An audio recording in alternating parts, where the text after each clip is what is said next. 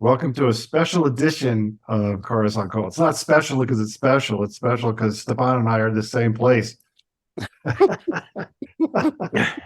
and, of course, and I'm not. Of course, I'm referring to trauma surgeon Stephan Moran. So I am automotive journalist Steve Schutz. Also joining us is automotive collector, connoisseur, and consultant Adams Hudson. So Adams, Stephan and I skied today. It was great. How are you? I'm doing good. I did not ski today, and there's no one else with me here, so I feel sort of left out of that deal. Feeling lonely. Yeah, but I'm glad to be finally back to where I am, which is home. We've been on the road about 5 days, not including the Amelia Island trip, which we might get to. We're going to get to that. Yeah. By the way, you can never be lonely if you've got your two best Zoom friends. And that's the world of modern social technology is all about. Yeah. Well, we are going to, since you just give us a little tease there about Amelia Island, we're going to talk about Amelia Island. We're going to talk about our favorite automotive transport ship named after a stripper, the Felicity Ace. And we're going to talk again about Amelia Island, where you were, Adams. We're going to talk about a corresponding, which is pretty good. It's the Ineos Grenadier. We have, of course, trauma surgeon safety. We're the only podcast that has a trauma surgeon that talks about safety, automotive safety. That's pretty cool. And we've got maybe a stroke of dumbness, I think. We do indeed. We're strict. Finally, yeah. Stroke of dumbness that wasn't us. And then we're going to finally, we've got a thing. I've been thinking about this for a while. What if you win the lottery and you have $500,000 or less to spend on a car? What do you pick? You already got the cars you have, but you're going to add something on, and we're going to talk about that.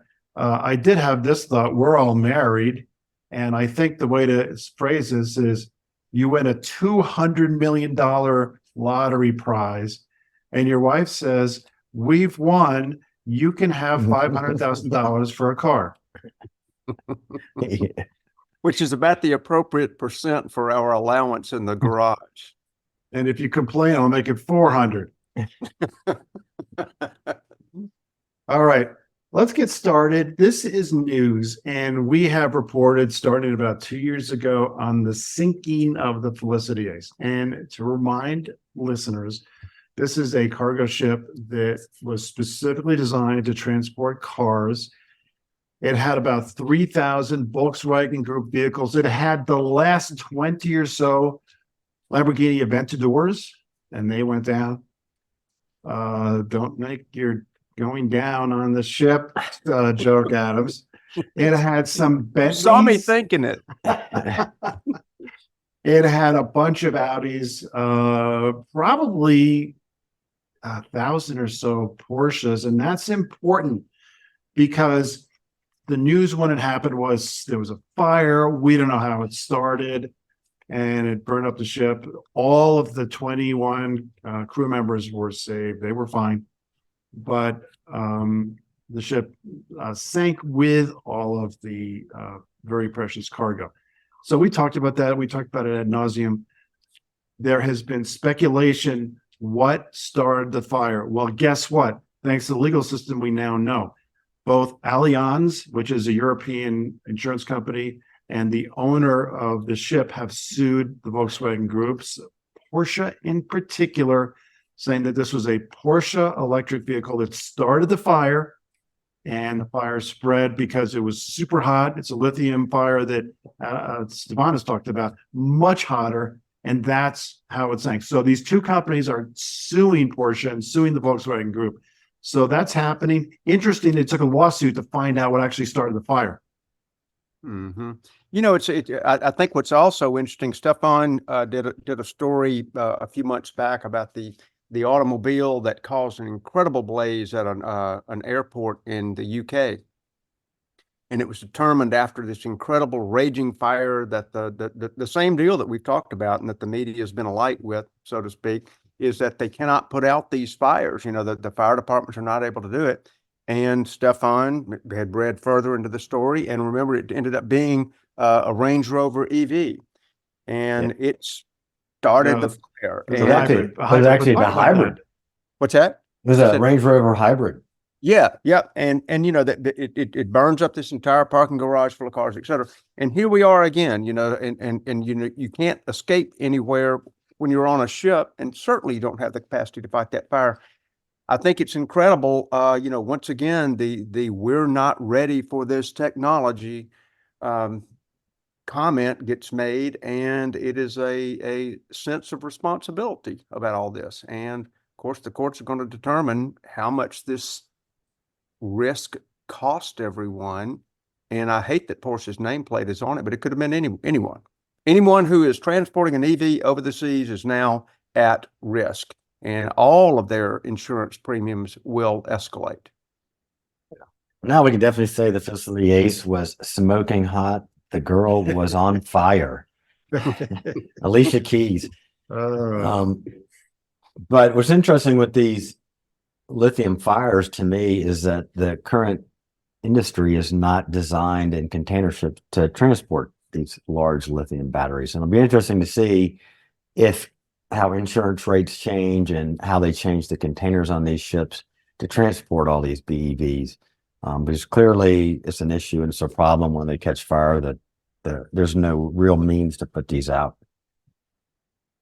The loss was hundreds of millions of dollars. And if Porsche is found liable, then they're going to have to pay. And the insurance company is going to say, listen, we paid the insurance, but you were negligent. You put us and you put the ship owner at unnecessary risk. So you got to pay. And I can imagine that they're going to have to write a check for this. By the way, does anybody think this is going to go to an open court? They're going to have to settle this. It's terrible publicity. It is, and you know, it's like everything. The consumer pays for all things. I mean, Yeah. we pay a component of that insurance premium. We're going to pay a component of the increased safety. We're now going to be on board ships. We're going to pay a component of the additional duties and taxes and fees and whatever else goes along with this. And we're going to pay a small part of the settlement. It's all going to be redistributed to the world, and that's just what happens. So, you know, at the time, I'm sure Porsche was behaving under the then current standards of what you can do when you roll they call it roll on, roll off of a ship. And they were playing to that game. Well, now the game has changed, and everybody's going to get to ante up a little bit more just to support this wonderful ecology-saving EV. Yeah, I just want to add on a little bit of safety here because I didn't talk about it, but there's an article in the New York papers in Brooklyn that they've had several e-bike fires and e-scooter fires in apartment buildings that have been devastating. And so if you do have one of these e-bikes or scooters, you should always charge one of these things over a concrete floor. You should not charge it in the area where there's other combustibles because these lithium batteries do catch fire. And if it's inside of your home or your apartment, I mean, you're going to lose your home and hopefully not a life along with it. Well, the last thing, and we can move off of that story, is that everybody knows that sulfur is combustible, and you have the salty seas filled with that chemical. And so now it's going to be, if you have a boat full of gasoline or ice vehicles, you're going to pay one fee. And if you have a boat full of even just one EV or hybrid, you're going to pay a different fee. So now it's going to be one ship is going to have all EVs, my thoughts, all EVs or BEVs. Another ship will have ICE vehicles, and the cost of those two will be dramatically different and probably be able to take fewer of the EVs, partly because of the weight and partly because of the fire restrictions. Yeah, think about it. You're shipping your collection of fine art, cars, whatever, and they want to throw 10 BEVs in the same hold with your collection. Would you want that? Absolutely not. Hell no. Hell no. Good point. Yeah. All right. Well, the Felicity Ace has been 4 cars on call, the gift that keeps on giving. So we'll talk about it again for sure. We have said multiple times that, hey, if you're going to go on a trip and you have a chance to see something kind of cool that's car related, go do it. We do it, and we've been talking about it. But in this country, there are 2 car concours. car events where it's historical cars, some new cars, auctions, kind of everything, a cool car cornucopia. Did I say that? So, Work. so there's Pebble Beach, and we talked a lot about that. But the other one, the East Coast one, is Amelia Island. Adams, you were there. Tell us about it. It's so cool. You know, it's a fun event. It's in a little tiny town. Amelia Island is really very small. There's a town that accompanies it called Fernandina Beach, and Fernandina, unlike a lot of coastal towns, has actually got a lot of history to it. The downtown looks to me, I'm sure I'm going to be corrected, like 1890s to 1920s when it developed. But Bill Warner years ago had this wonderful idea to take the golf course at the Ritz-Carlton in Amelia Island, turn it into a Pebble Beach type show. And now that we've been going on 20 plus years, possibly 30, I don't even know, but it has grown tremendously. The crowds were great this year. I actually went, Amelia Island has the distinction of being the last public automotive event right before COVID, and that was their timing. And I went to it then, and that was a peak attendance year. It will be interesting to see whether we are back toward the 2020 figures of that in both auction dollars and attendance. They always start off with a PCA sponsored event, the Works. That's Porsche Club of America for listeners. Yeah, right. Yeah, and the Works is spelled with an E. Yeah.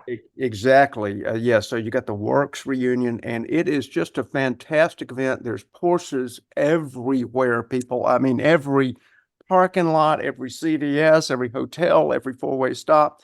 And then at this Works event that the PCA puts on, the parking lot that's not even being judged, not part of it, is a car show. It's unbelievable. There are just hundreds and hundreds and hundreds. And Stephan, if you want to pull up any of the graphics, we'll run through these rather quickly. I can comment, you know, this is, I think it's called Ruby Stone Metallic. Anyway, there was every color of Porsche you would ever imagine, from the super stock and then the next from their stuff to the very much not stock. There's a lot of people, and forgive the phrase knockoff. That's just the only thing that comes to mind, but it's like a Singer type of modified car. Yeah, Port Adams, we got a 911 Targa up here with some really gross fender flares. Yeah. Yeah, that's not good. That's not a good look.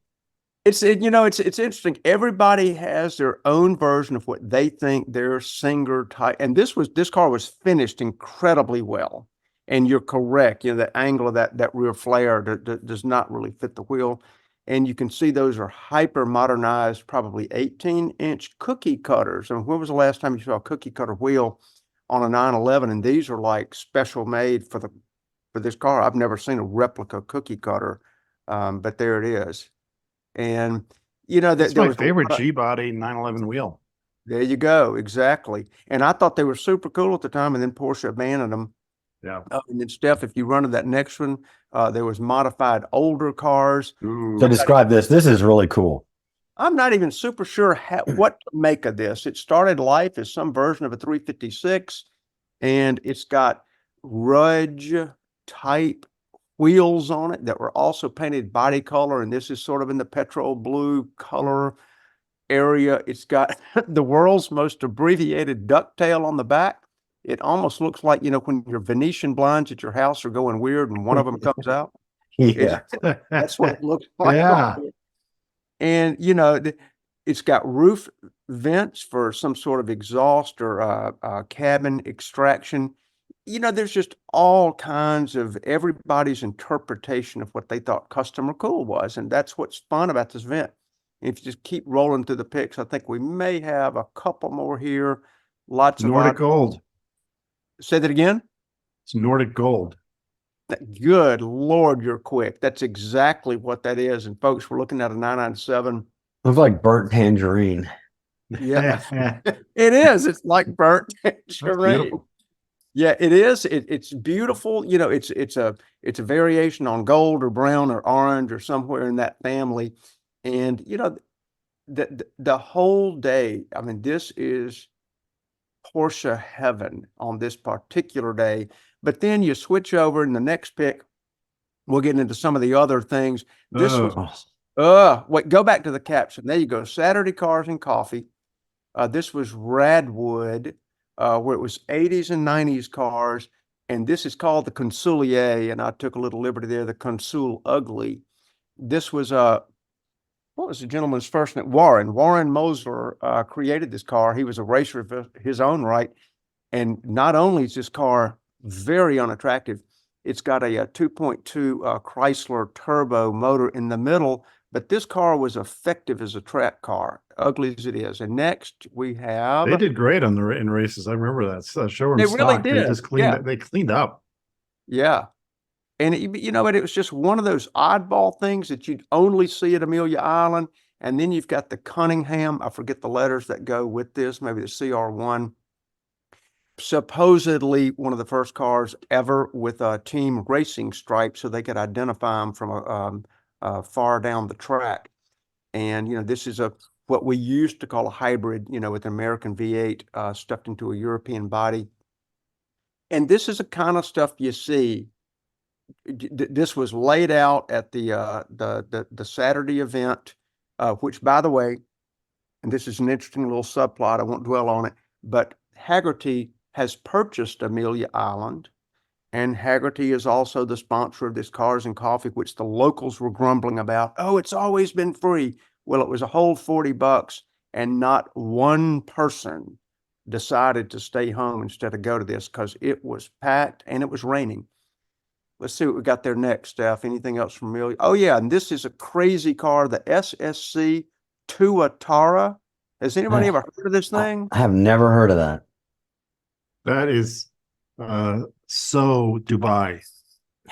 Yeah, it is very Dubai. Exactly. SSC is an American car maker. And this is brags about its drag coefficient somewhere under 0.3. I think it's like a 0.26 or something like that, which is essentially the drag coefficient of a hummingbird. You know, it's just like nothing. And it's got some twin turbo V8 stuffed in the middle. And so that's the SSC Tuatara. And the next slide will show nature's own Tuatara.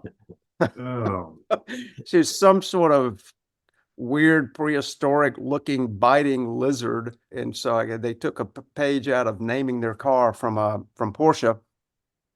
And you see other things such as this next, which is incredible home built specials. I could spend 30 minutes on this car, but for you listeners, I won't. Just suffice to say, the man I spoke to built this car. It's a Describe it for listeners.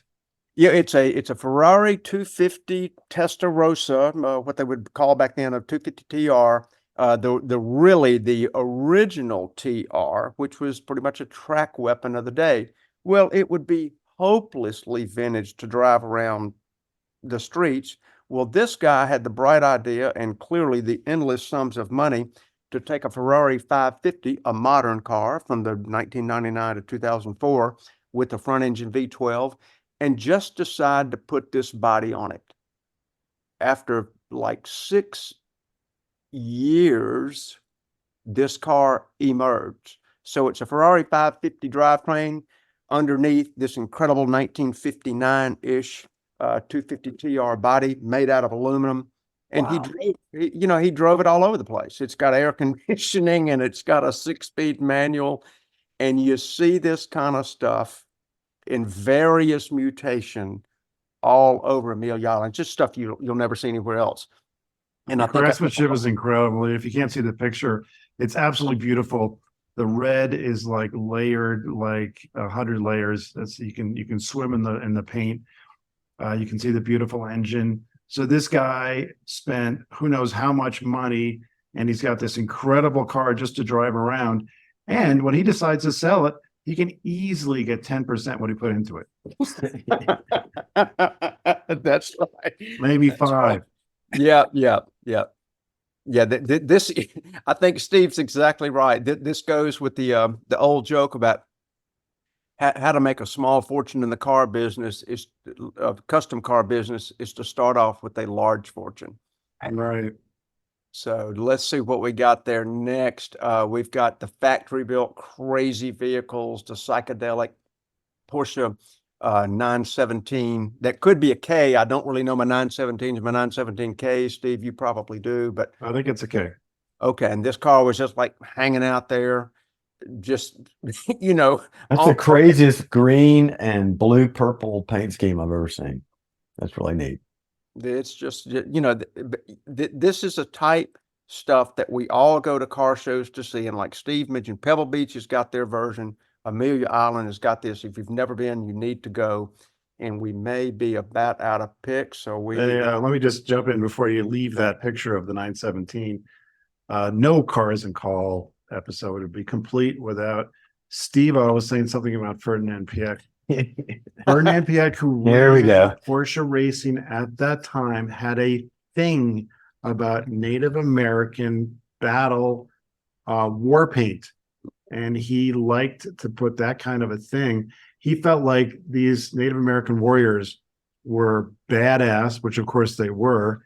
And the war paint was part of their being badass. And he's like, yeah, I want to translate that to Porsche. So the 917s, the one that won in 1970 had the war paint. And this is another one. Wow. Cool. that's terrific background. Honestly, I never knew that. I had like just said, oh, that's a psychedelic era sort of thing to do. I did not know the war paint part. That's cool You to know. you have to be a student of Ferdinand Piech. And you're probably about to correct me here, and it's somewhere like buried in my old cobwebby mind. When it's a 917 or 917K, the K indicates the cam for Ernst cam. Is that what we're talking about? And that I don't tail know. back? That's correct? Don't know. Oh, okay. All right. Well, I'm gonna call that fact here since two of my colleagues don't know. Yeah. That's what it means.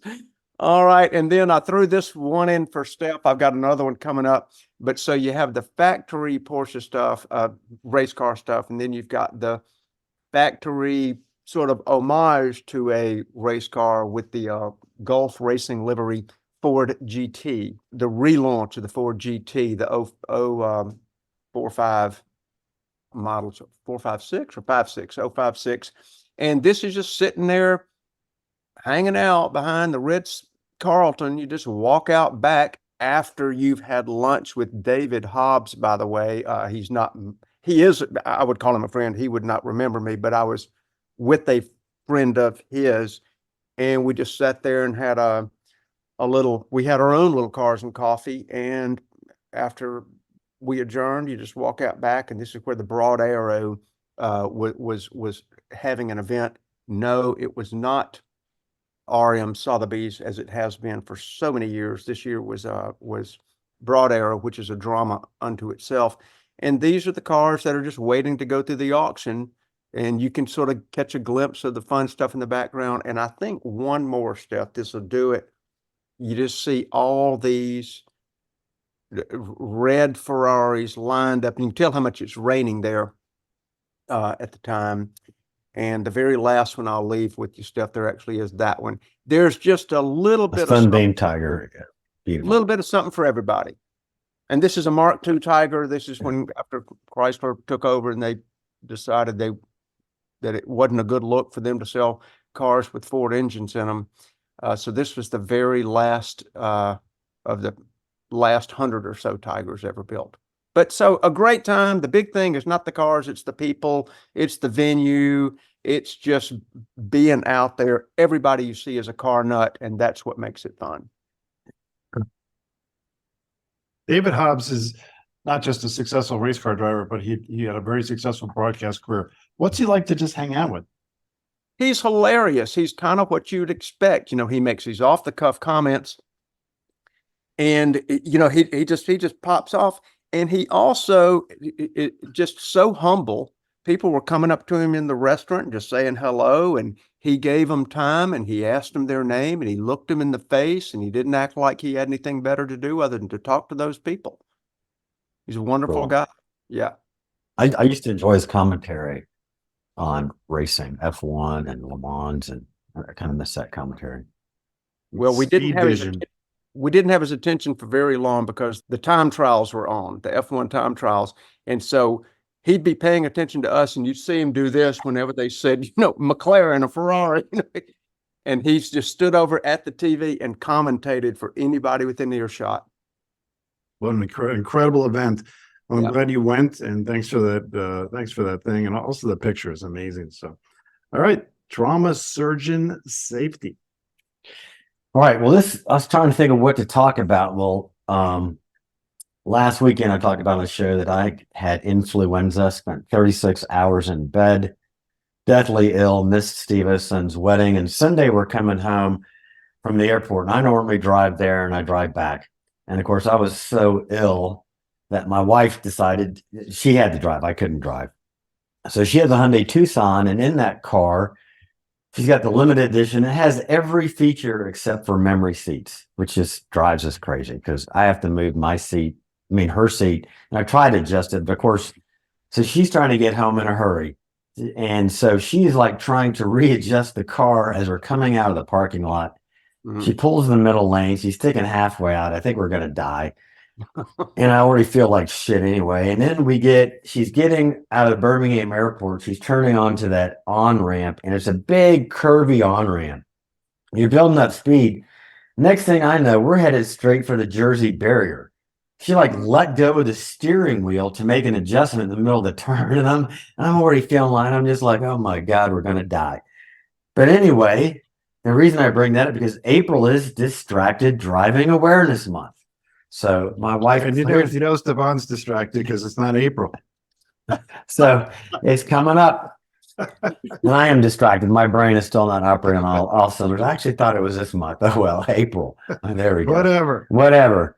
Anyway, so she was distracted driving. So I want to it's a great topic to always go back to. There's a lot to talk about it. And you keep finding these different variations of studies that look at the data. And I can say one thing clearly that we know that distracted driving is clearly underreported. Yes, officer, I just ran into the back of that car at the stoplight. No, I was not on my phone texting. No, I was not changing the radio.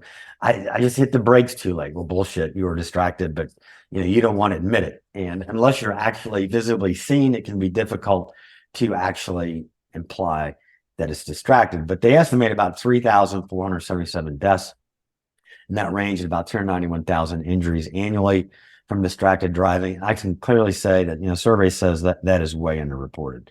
I saw a lot more of it than I ever thought I would in my career. You can always tell, by the time of the wreck and something like who was driving, what was distracted driving. But I'll run through the top 10 here, what survey says. Coming at number 10 is 1%, and that is smoking related behaviors. Well, I have to say that probably includes vaping. But it used to be every car you bought had a cigarette lighter, cigarette ashtrays. I remember them on the back of the front seats as a kid. My mother was smoking away, and the car was just full of smoke. And I mean, I think everybody my generation remembers that. Yeah. And I especially like that number 9 is moving objects in the vehicle, such as a pet or insect. Adams had an interjection.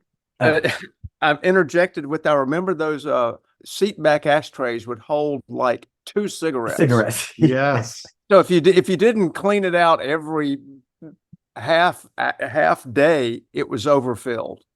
Yeah. Those days of smoking in the car. It's okay because honestly, you don't need more than 2 cigarettes because kids didn't smoke much back then. Yeah. Hey, I had my candy cigarettes. We all did. All right. And then, so coming at number 9 is moving objects in the vehicle, such as a pet or an insect. I know I've been in the car being dive bombed by a bug and trying to swat the thing out of the way, and it is very distracting. And hopefully those moving objects in there aren't your children that are unrestrained. Coming to number 8 is using devices or controls integral to the vehicle.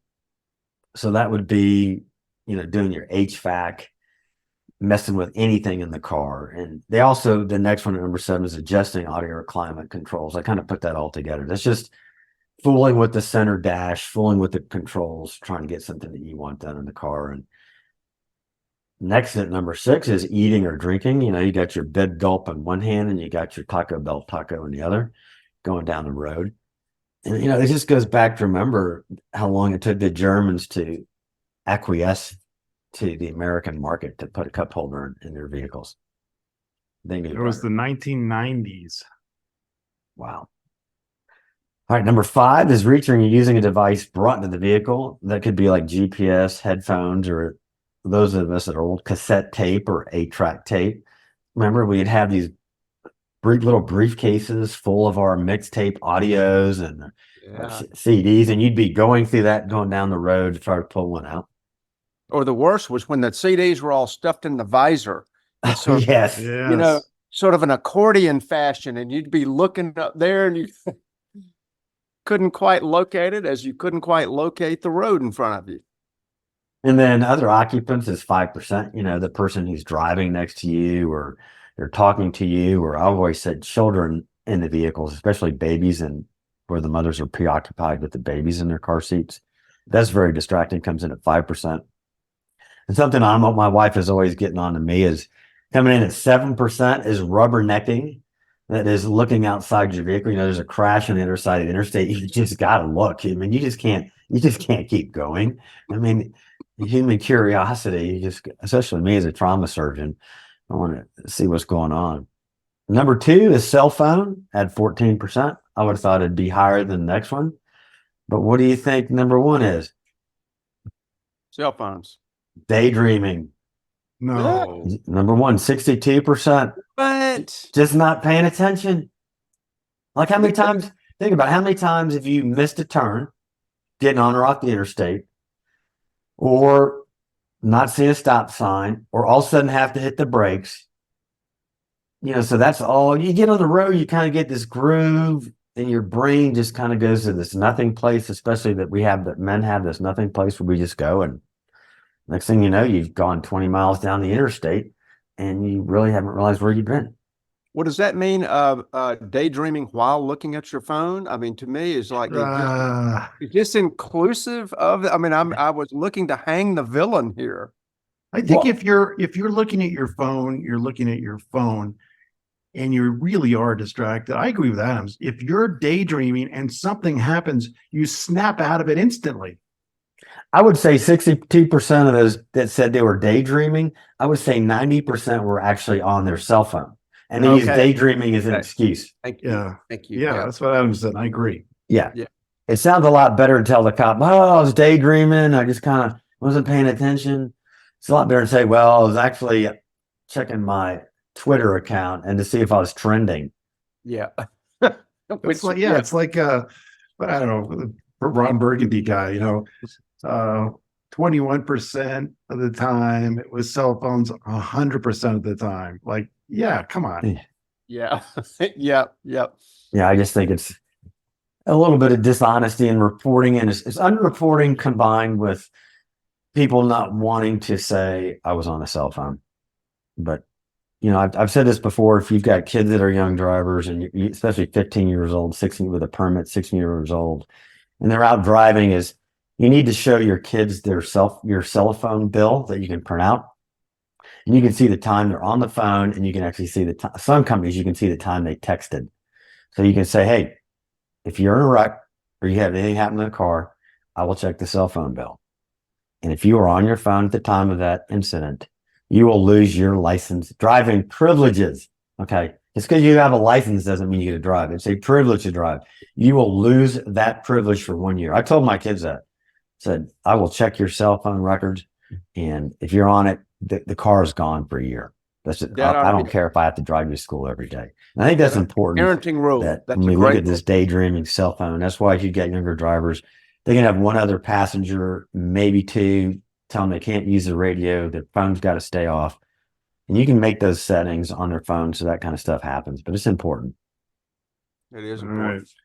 I'm going to say something I've said before, and this I think bears repeating. And that is, if I or a parent or somebody says, hey, don't look at your cell phone, don't be distracted, then I think it kind of goes in one ear and out the other. If a trauma surgeon who's patched up somebody who came in a helicopter and they're seriously injured, if that person says, listen, I've seen people come into the OR in a helicopter because they were texting, that has more impact.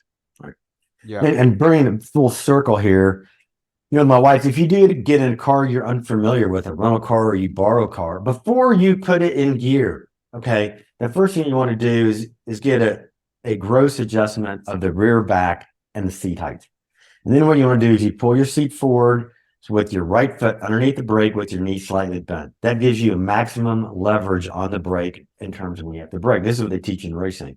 The next thing is you put your hand up on the steering wheel, your arm straight, and you want the top of the steering wheel at your wrist. So you adjust the steering wheel there accordingly.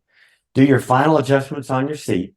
And the next thing is you check your left mirror, right mirror, center mirror, then you're ready to go. Don't do like my wife doing it on the curve on the on ramp and let it go with the wheel.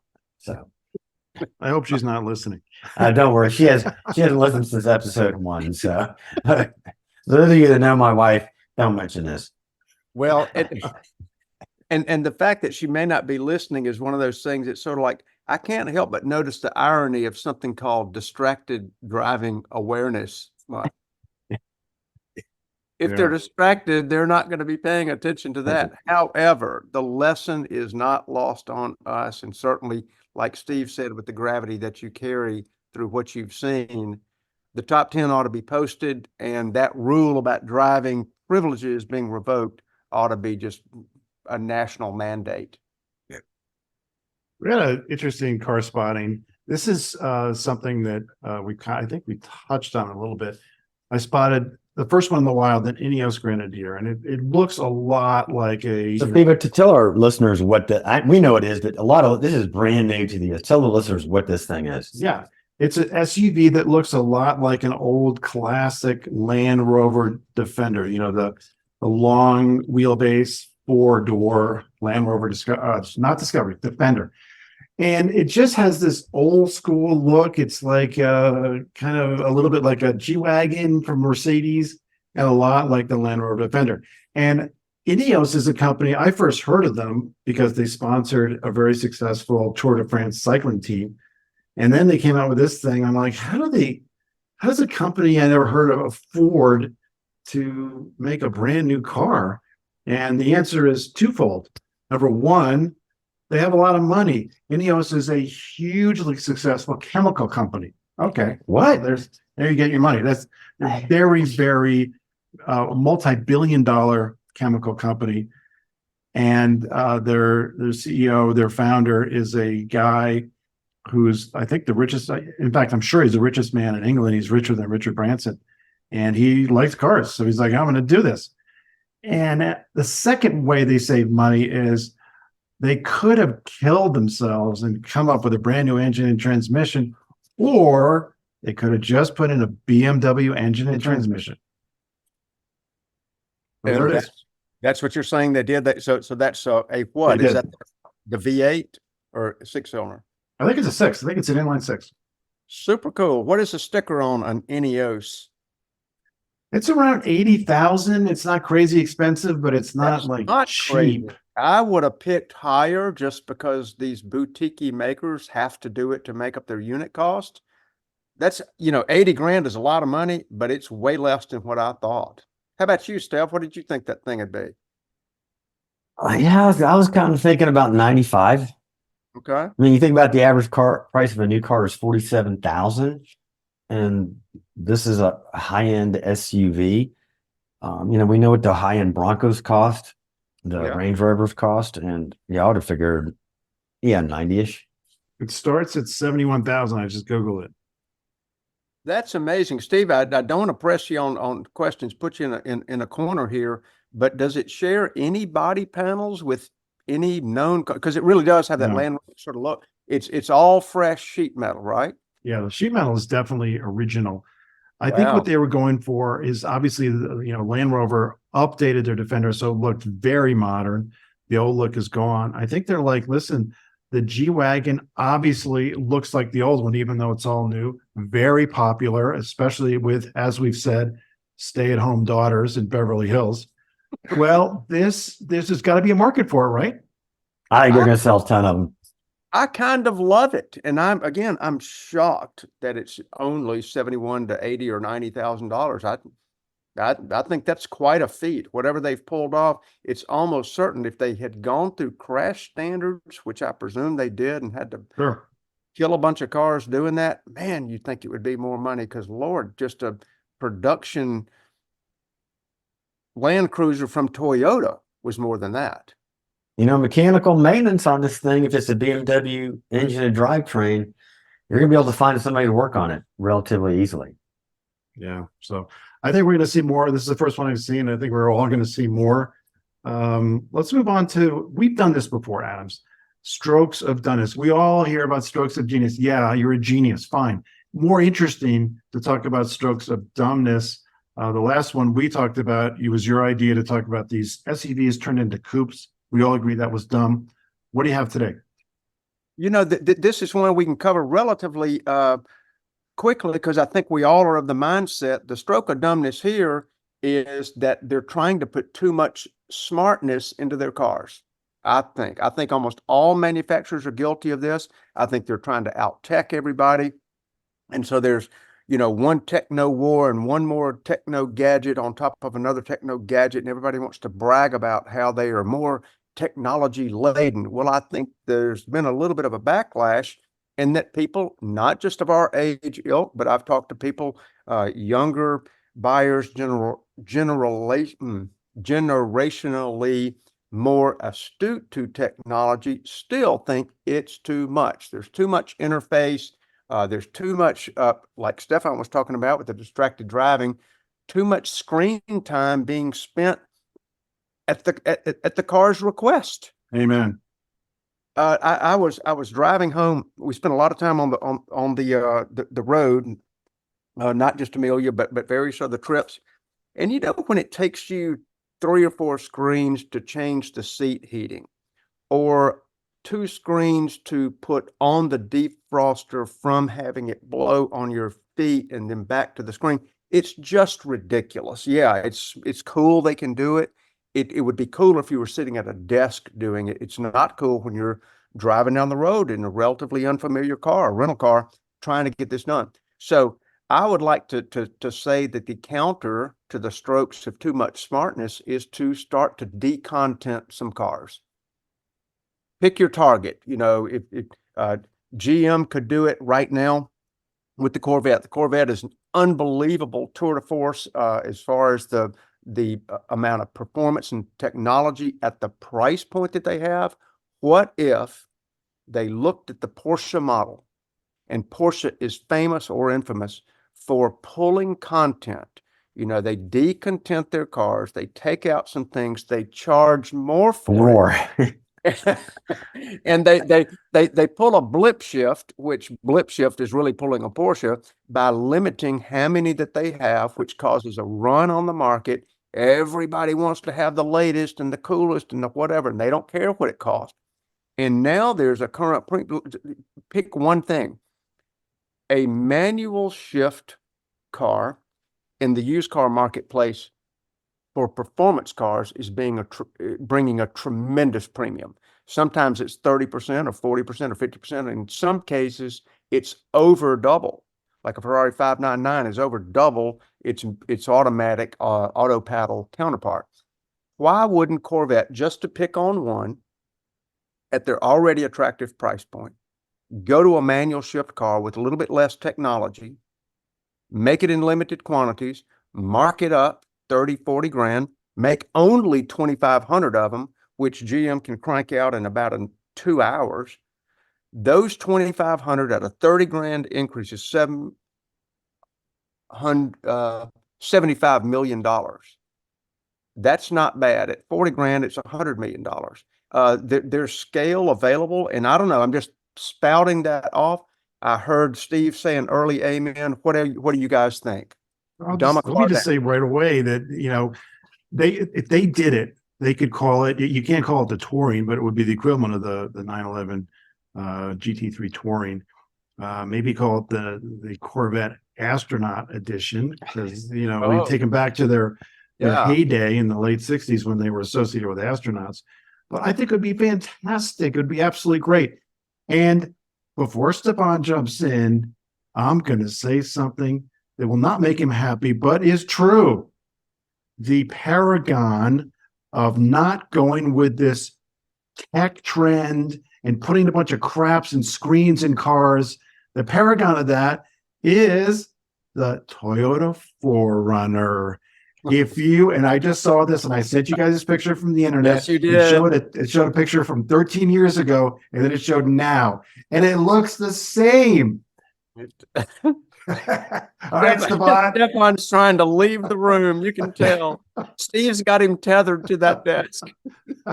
Well, I mean, I have to agree. I mean, the Effing runner. the effing runner, man. I mean, yeah, they have just nailed it, and it's body on frame. I know they got fancy stuff, but I think Adams, I think you're really onto it, because when you get into think about it, when you just want to go, when I take the Miata out for a ride, when I take the Bullet out for a ride, when I'm going to take the Cobra out for a ride, I'm going out for the driving experience. And the driving experience is not scrolling through a TFT screen. Okay, the driving experience is shifting the car, listening to induction, feeling the car brake. If I'm a little bit warm, I reach over and I turn a knob, or a slider, and the temperature goes down. Or if I want to listen to the radio, I reach over, I push a button, it turns on, and I turn the volume knob. But you're having this wonderful drive in this amazing sports car, and then you're trying to go around a curve and you're clicking through 4 screens because your balls are sweaty and you want to turn on the seat coolers. You know, I love my Mustang. It's just got a button that you push that turns on the ball coolers. You don't have to do anything through the screens to do that. So I think you're really onto something. And decontenting is more that could find it some kind of a classic name. But yeah, I think absolutely. You know, Stephan, I heard you say sweaty. I think it's actually sweaty. Sweaty, yeah, it is. Yeah. You know, I was looking at the cost, and I feel like Stephan doing a little bit more research here. You do a great job on your research, and I was looking at how expensive it is for the car manufacturer to make certain items technologically. I won't run down, the percentage of the cost, but the most expensive things that they can add to a vehicle are backup camera, blind spot eliminator, lane warning, haptic vibration, built-in navigation, auto high beams was super expensive for some reason, noise cancellation radio, etc. The list goes on.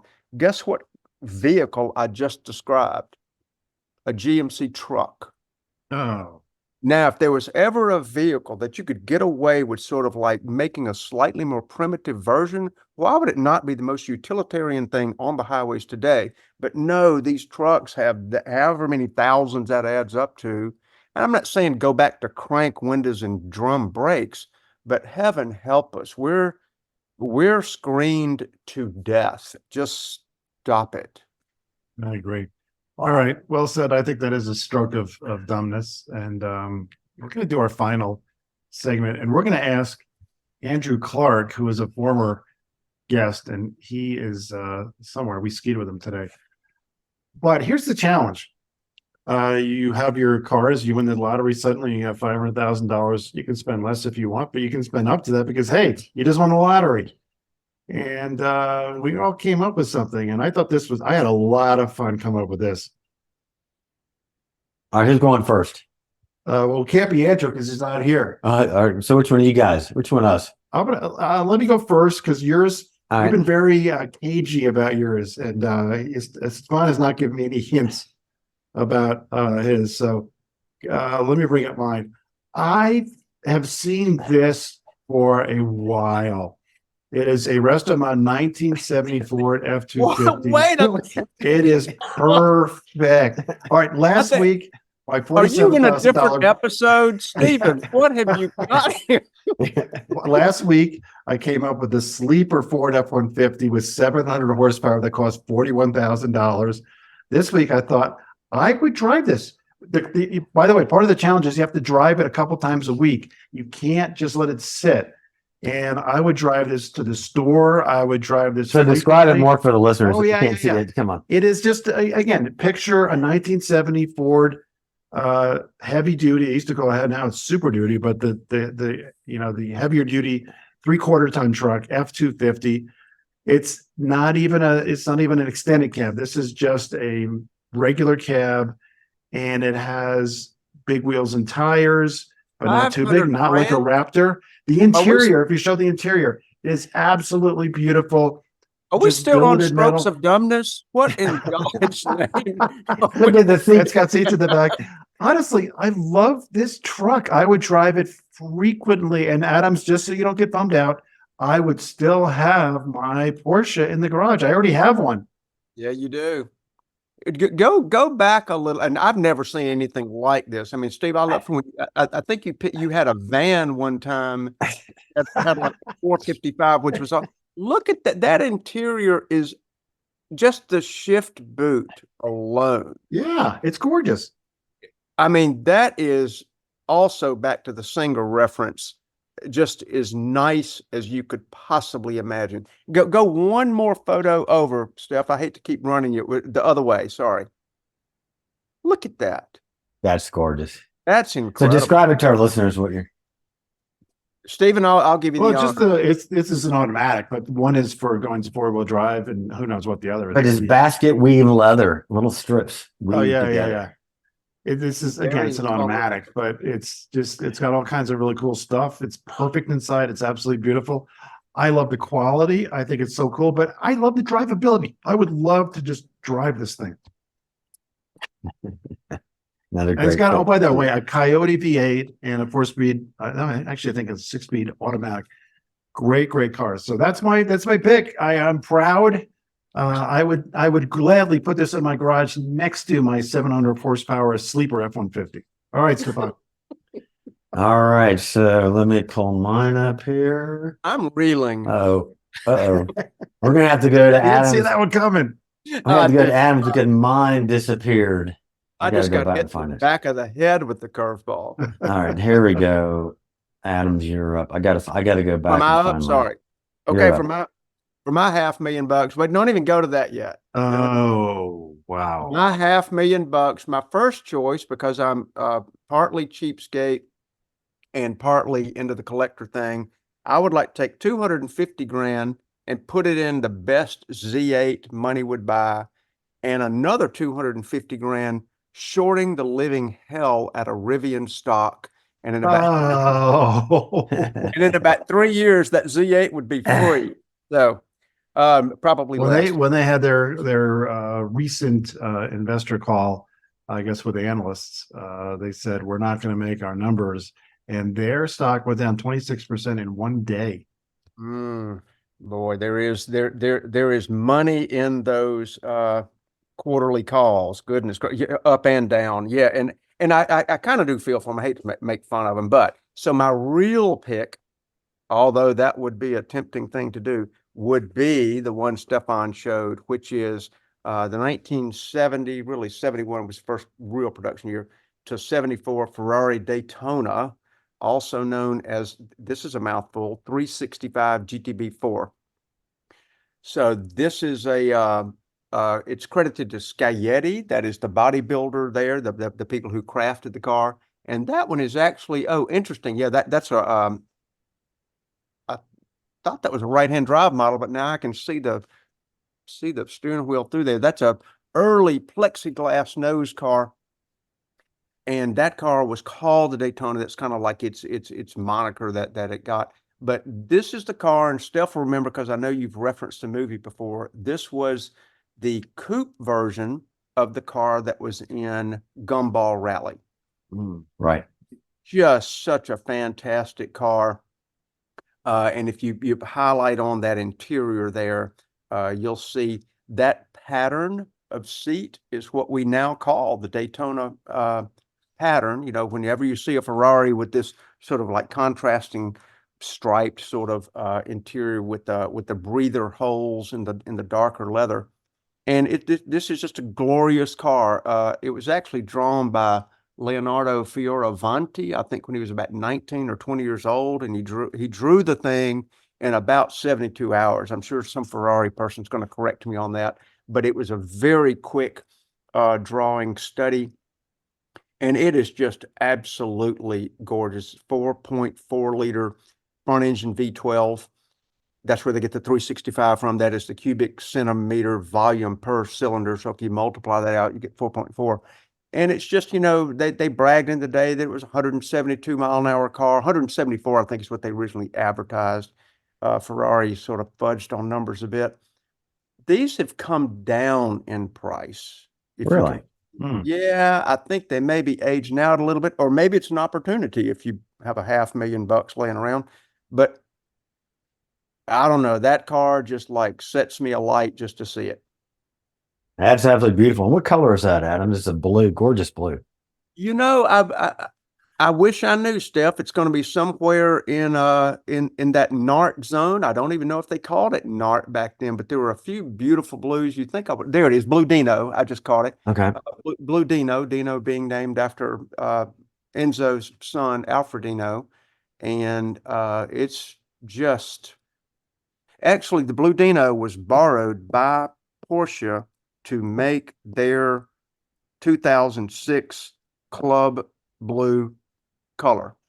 They got that color from Ferrari, little known fact, but that is I don't know, that is actually the color and interior exterior that I would get. That's gorgeous. So I just spent my 500 grand net, but now I can't afford to service it. How much does it cost? Just out of curiosity. Mine was 325. How much is yours?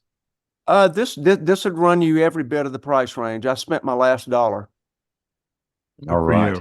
You're right at $500,000. All right, well, listeners, here's mine. I decided that if I was going to win, Oh. if I won the lottery for 500,000 and I had to get an extra car, every man wants to be James Bond for a day. So my car would be a 2021 Aston Martin DBS Superleggera 007 edition.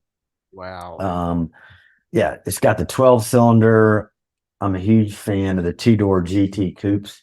I love the Grand Touring vehicles, and I've always had a thing for British vehicles. You know, I won a Bentley Continental Super Sport, so I've got an AC Cobra coming, and then to own an Aston Martin and a 12-cylinder Aston Martin, and not only that, but the James Bond edition would just be too cool. So that is my pick for spending. I'd come under a bit, probably about 370 to 400,000. So a little interchange. Steph, do we know what makes a James Bond? Is it just all the insignias and the paint, or is there any other thing going on? It's the paint. Well, it's basically just some lipstick. You know, Yeah. it's paint, branding, door plaques, color, but doesn't have any machine guns or smoke that flies out of the exhaust or anything like that. No You know, ejector and seat. Not to make fun, but I bet you get a watch or something. I bet there's a little fun gift pack that came as the James Bond edition. Yeah, but a 5.2 liter twin turbo V12 and a GT car would just be awesome. I think it's a great pick. It's very special. You know, Yeah. any Aston Martin is special, but this one is especially different, distinctive. It's absolutely beautiful. I mean, just looking at it, I think that's part of it. I think you have to walk into the garage. You just won the lottery, so you're no longer working, EA, and you just look at this thing. And I think you wouldn't want to spend that kind of money on a car that you don't love to look at. Honestly, this is spectacular. The Daytona has aged so well. It's just such a beautiful car. And again, don't hate me, but I love your take, dude. I love think looking at the Ford truck. I think your Ford truck is so cool. I mean, both Ford trucks, and I'm a Ford guy, so I love it. But this would be more my style. You know, I don't have any Gucci loafers. I don't have any tight jeans. I don't have any gold chains. So the Ferrari is definitely out for me. I know Ferrari. I know they're hanging in your closet. You bet slapping me around. I was coming up with another F-250 negative comment. I'm getting beat up. So I don't want to. You know, if you spend 500,000 on that car, I wouldn't have any money left over to get the Gucci loafers. So who needs them? You just go naked sitting in that thing. Well, if you're a car guy and you just have the good fortune of being able to buy a car that's this expensive, and of course it's out of all our price ranges, but if you can do it, you have to get something that you just love to look at. Forget about it. I mean, driving's got to be good too. Yeah. But it's got to be beautiful. And I think in their own way, all three of our choices are. yeah, it's got to have that. You look at it and you go, oh yeah. Just bump. Oh yeah. And that's what you want when you get a car like this. Right. Oh yeah, Sure. factor. Oh yeah. Just as after you win the lottery, you want to get a new wife who's beautiful. You want to get a new vehicle that you love to look at. All right, Stefan, you can show, we're not able to rouse, Andrew Clark. So go ahead and show his choice. It's modestly priced. So Andrew Right. Clark's been on this show before, and I'm going to pick on him since he's not here, but he's got a Jeep Rubicon that Wait, he's how does tricking not out. being here warrant being picked on when I'm sitting right here? I'm getting picked on. And I saw his Jeep Rubicon, and he has spent more on aftermarket parts than he did on the vehicle.